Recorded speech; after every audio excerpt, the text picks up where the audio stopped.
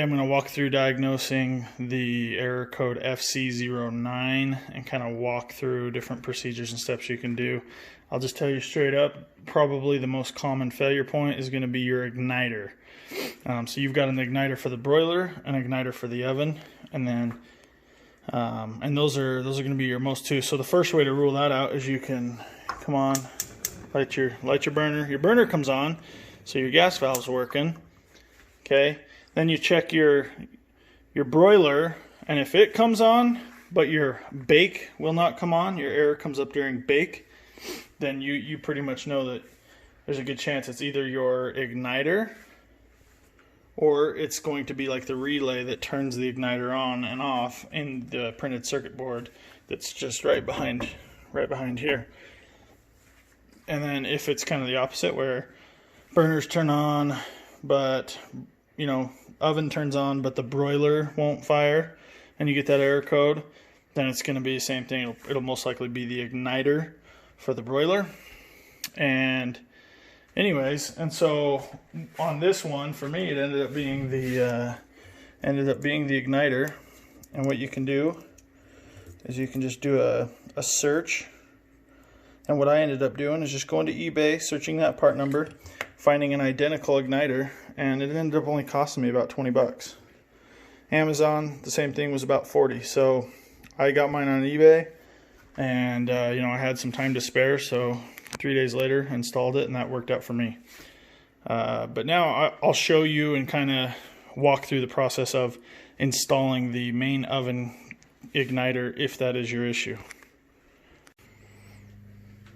First thing you're going to want to do is remove the power and shut off your gas valve. So gas valve is shut off. Go ahead and remove power. Okay, next thing you want to do is to take the door off. Now I've already got this one somewhat pre-disassembled I should say. So you've got these little rocker switches right here. And what you want to do is you want to grab that, and then you flip it all the way back. And then same on this side. I'm going to take this, and I'm going to flip it all the way back. Now, what you do is you want to bring this up high, and it'll just kind of come out sideways. So you lift that up, comes out sideways. As you can see, I was able to do it one-handed. This up on this counter here.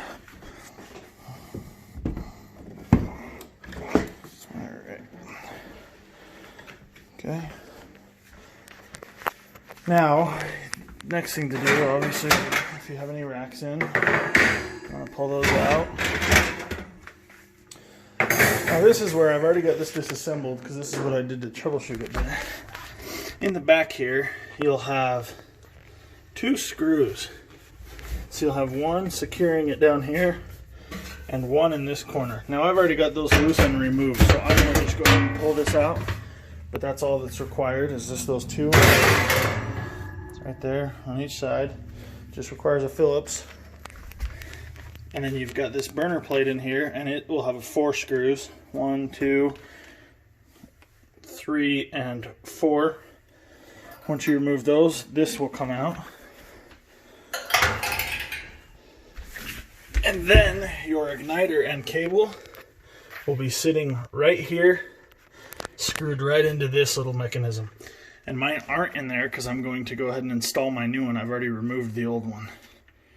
So I'll show you on the back here, you've got access where there's the hole looking up. And what I've done is I just went ahead and fed the igniter. Let's see if I can get the view. You can see the cable for the igniter just sits down in there. And then I set the terminal and fed it up into the oven. So if we turn around, then you can see it sticking out right in there. I just wanted to show you, here's my old one. You can see it's kind of got a lot of little white. Looks like it's burned out a little bit. And then here's my new one.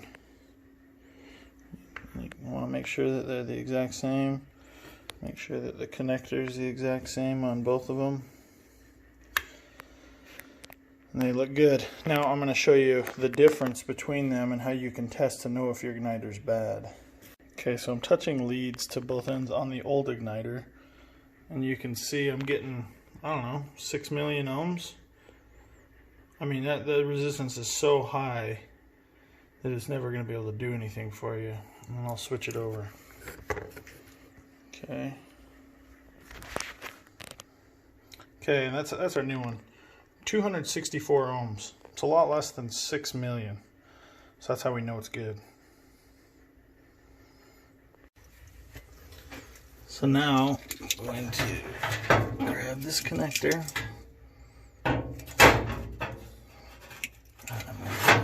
Hook it up.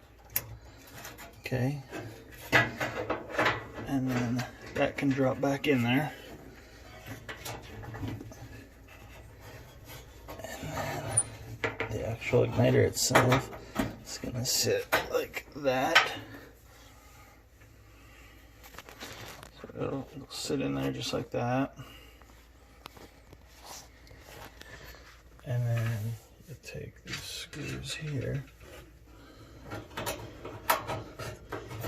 Okay, so that's what it looks like once you get those screws put in.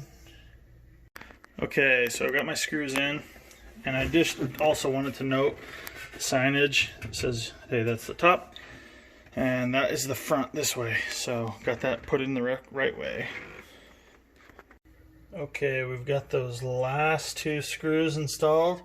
So now I'm going to put the racks back in and put the door back on. And when you're putting the door back on, there's kind of a hook that goes up behind that. So you put it in, and then you pull the door down, and then you can flip these tabs back. And once those tabs are flipped back, good to go. Okay, now I'm going to plug it in, turn on the gas valve, and see if this puppy lights up. Okay, so I just put it on bake on 350. And I can see light. Oh, that was my igniter glowing. You hear the gas valve open, and I heard it lit light. Okay. There we go. We are lit and back in business. No more error codes. Last thing I wanted to show you too is if by chance that F-09 code were to come up and it wasn't your igniter, then what I would recommend doing is actually pulling this off, and this top panel, give you access to your PCB, also known as printed circuit board. You can go in there and then you have your wiring schematics, and you can, if you can read through those, you can see what's going on. But basically, there's a couple wires that head out and they go to your igniter, and the relay that's embedded in that printed circuit board could be bad as well. And so if that's the case, then you're going to need to go ahead and replace that printed circuit board.